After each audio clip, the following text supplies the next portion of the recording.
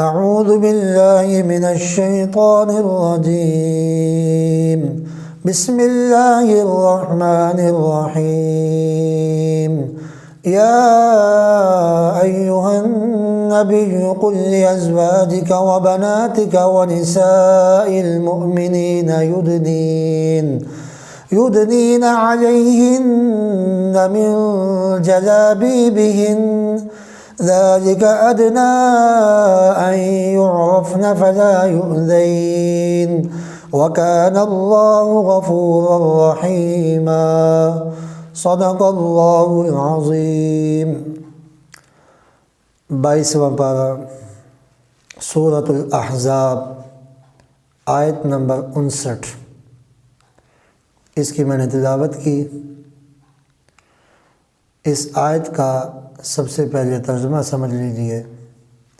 یا ایھا النبی قل لازواجک، اے نبی صلی اللہ علیہ وسلم، قل لازواجک، آپ فرما دیجئے اپنی بیویوں سے، ازواج کا معنی بیویاں، اپنی بیویوں سے آپ فرما دیجئے، وبناتک، اور آپ اپنی بیٹیوں سے فرما دیجئے، ونساء المؤمنین، مؤمنین کا معنی ایمان والی، نساء کا معنی عورتیں، اور ایمان والی عورتوں سے آپ فرما دیجئے، یدنین علیہن من جلابیبہن، یدنین کا معنی ہے لٹکا لیں، اپنے اوپر لٹکا لیں، جلابیبہن بڑی چادروں کو، ذالک ادنیٰ ان یعرفن فلا یؤذین، یہ زیادہ قریب ہے، ان یعرفن کہ وہ پہچانی جائیں، فلا یؤذین تاکہ ان کو تکلیف نہ دی جائے، وکان اللہ غفور الرحیم، اور اللہ بخشنے والا مہربان ہے۔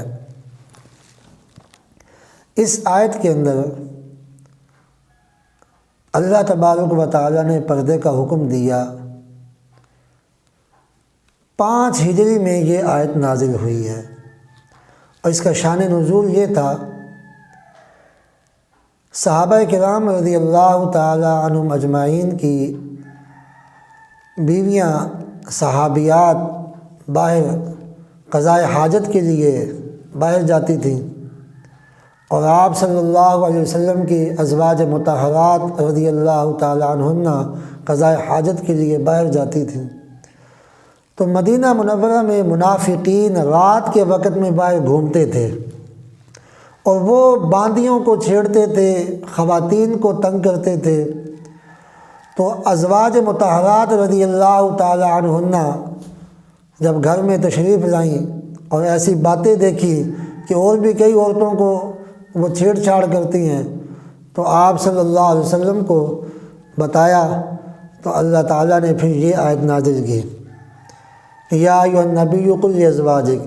اس آیت کے اندر پردے کا حکم آ گیا کہ جب آپ باہر نکلیں ضرورت کے تحت، تو اے نبی آپ اپنی بیویوں کو بھی فرما دیجئے، اور آپ اپنی بیٹیوں کو بھی فرما دیجئے، اور آپ ایمان والی عورتوں کو فرما دیجئے کہ جب ضرورت کے تحت گھر سے باہر نکلنا ہے تو یدنین علیہن من جلابیبہن، اپنے اوپر چادریں اوڑھ لو۔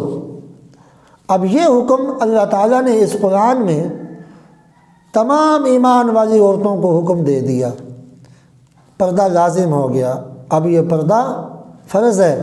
اللہ تعالیٰ اس آیت میں صاف فرما رہے ہیں کہ یہ پردہ فرض ہے، اور اس کا شان نزول بھی میں نے آپ کو بتا دیا کہ یہ پردہ فرض کیوں ہوا تھا، کہ عورتوں کو چھیڑا جاتا تھا، تنگ کیا جاتا تھا۔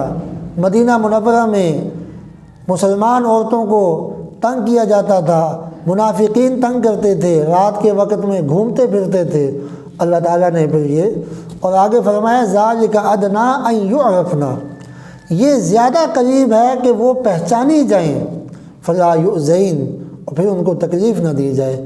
اصل میں منافقین زیادہ چھیڑ چھاڑ کرتے تھے باندیوں کے ساتھ، تو پہلے چونکہ لباس آزاد عورتوں کا بھی اور باندیوں کو بھی ایک جیسا تھا، اللہ تعالیٰ نے اس میں فرق کرنے کے لیے یہ فرما دیا کہ تم بڑی چادریں لے کے جایا کرو، اپنے آپ کو ڈھانک کر جاؤ۔ اب اس آیت سے واضح معلوم ہو گیا کہ پردہ کرنا فرض ہے۔ اور بخاری شریف میں یہ آتا ہے، حضور صلی اللہ علیہ وسلم نے فرمایا کہ میں اپنے جانے کے بعد ظاہری حیات سے پردہ کرنے کے بعد میں مردوں کے لیے عورتوں سے زیادہ بڑا فتنہ نہیں دیکھ رہا ہوں۔ اور دوسری ایک روایت میں آتا ہے، ابو داؤد شریف اور ترمذی شریف کی روایت ہے کہ آپ صلی اللہ علیہ وسلم کے پاس ایک صحابی حضرت عبداللہ ابن ام مکتوم رضی اللہ تعالی عنہ تشریف لائے، اور آپ صلی اللہ علیہ وسلم کے پاس ازواج مطہرات میں سے دو آپ صلی اللہ علیہ وسلم کی بیویاں پاس بیٹھی ہوئی تھیں، اور آپ صلی اللہ علیہ وسلم نے فرمایا احتجبا، دونوں کو فرمایا کہ تم دونوں پردہ کر لو۔ دونوں نے عرض کیا یا رسول اللہ صلی اللہ علیہ وسلم، یہ تو نابینا صحابی ہیں، ان کو تو نظر ہی نہیں آتا، ان سے بھی؟ تو آپ صلی اللہ علیہ وسلم نے فرمایا کہ تم تو نابینا نہیں ہو۔ اب اس حدیث سے بھی کیا معلوم ہوتا ہے؟ پردے کا حکم، کہ وہ نابینا صحابی داخل ہوئے اور آپ صلی اللہ علیہ وسلم نے پردے کا فرمایا۔ اب ان احادیث سے صاف معلوم ہو۔ اور حضرت اما عائشہ صدیقہ رضی اللہ تعالی عنہ سے بھی روایت آتی ہے مسند امام احمد میں، فرماتی ہیں کہ جب حضور صلی اللہ علیہ وسلم روزہ مبارک میں آرام فرماتے تو میں ایسے ہی آ جایا کرتی تھی۔ حضرت ابو بکر صدیق رضی اللہ تعالی عنہ جب وہاں مدفون ہوئے، آرام فرما ہوئے، تو میں ایسے آ جایا کرتی تھی۔ لیکن جب حضرت عمر رضی اللہ تعالی عنہ اندر آرام فرما ہوئے اور حضرت عمر رضی اللہ تعالیٰ عنہ وہاں مدفون ہوئے، تو میں اس کے بعد اپنے اوپر پوری چادر لپیٹ کے جایا کرتی تھی۔ اب اس سے دیکھیے حضرت اما عائشہ صدیقہ رضی اللہ تعالی عنہا کا عمل بھی دیکھ لیجیے کہ قبر پہ جا رہی ہیں آپ صلی اللہ علیہ وسلم کے، حضرت ابوبکر صدیق رضی اللہ تعالیٰ عنہ اور حضرت عمر رضی اللہ تعالیٰ عنہ کے مدفون ہونے کے بعد اپنے آپ کو ڈھانپ رہی ہیں۔ ان روایات سے صاف معلوم ہوتا ہے کہ عورت کو بے پرد ہو کر باہر نہیں نکلنا چاہیے۔ یہ اللہ تعالیٰ نے ہماری حفاظت کے لیے یہ حکم دیا تاکہ ان کو چھیڑ چھاڑ نہ کی جا سکے، ان کو تنگ نہ کیا جائے۔ اور اس پردے کے حکم میں اللہ تعالیٰ نے انسانی سوسائٹی کی ایک حفاظت رکھی ہے۔ وہ حفاظت کس طرح ہے کہ جب یہ حجاب میں جائیں گی، پردے میں جائیں گی، تو یہ کوئی ان پر آواز نہیں لگائے گا، اپنے آپ کو ڈھانپ کر نکلے، بدن کا نشیب و فراز بھی واضح نہ ہو، ایسی چادر ہو۔ برقع پہننا کوئی لازمی نہیں ہے، ایک چادر ہونی چاہیے، اتنی بڑی چادر ہو کہ سارا بدن اور اس کا چہرہ جو ہے وہ سارا جو ہے چھپ جائے اور بدن کا نشیب و فراز نظر نہ آئے۔ وہ برقع پہن لو یا چادر لے لو، دونوں میں سے جو بھی چیز ہو، گھر سے باہر جب بھی ضرورت کے تحت نکلنا ہے تو پردے کے ساتھ۔ اب اس حکم کے اندر اللہ تعالیٰ نے ایمان والی عورتوں کی حفاظت فرمائی۔ اس حکم سے ایمان والی عورتیں محفوظ ہو گئی ہیں چھیڑ چھاڑ سے۔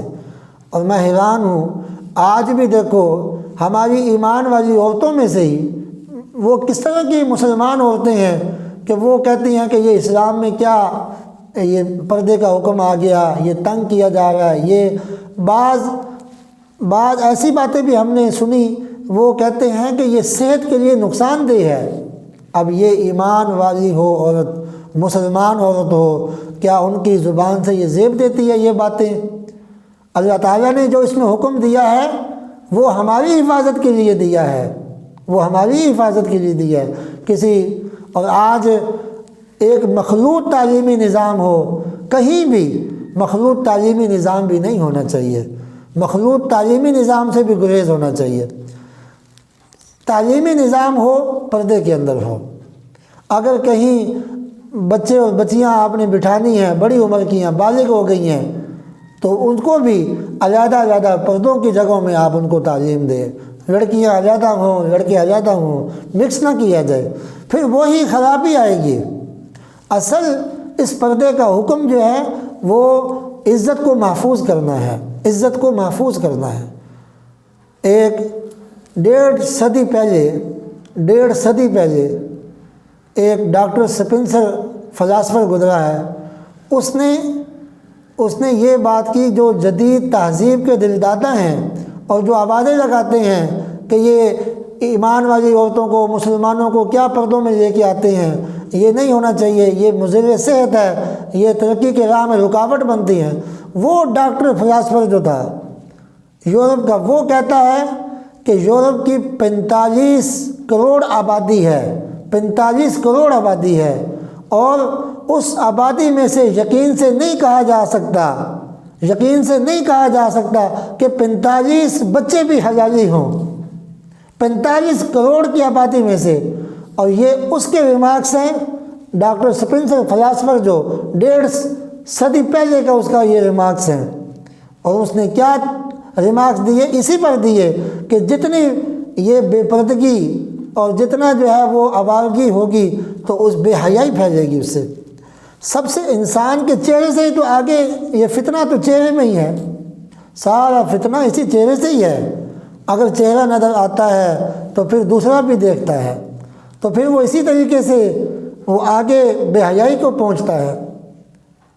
اس لیے ہمیں مخلوط تعلیمی نظام سے اور بے پردہ ہونے سے ہم سب کو اپنے اوپر پابندی لگانی چاہیے کہ ہم سب جو ہے اس بات پر پابندی کریں۔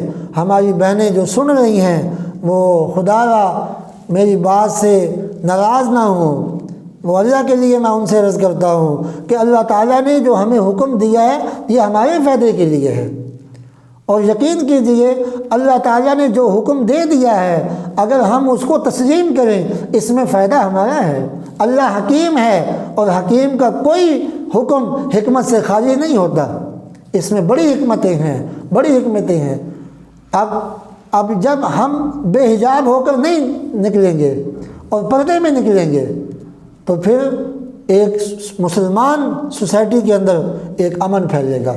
آج یقین کیجئے کتنے ہی جھگڑے جو ہے وہ اس وجہ سے ہوتے ہیں کہ وہ ہماری مائیں بہنیں جب باہر نکلتی ہیں، بے پردہ ہو کے نکلتی ہیں، تو کوئی ان کو دیکھ کے آواز لگاتا ہے تو ان کا جو اپنا بھائی ہو یا باپ ہو وہ ان کو دیکھ کے غصے ہوتا ہے تو جھگڑا یہیں سے شروع ہوتا ہے۔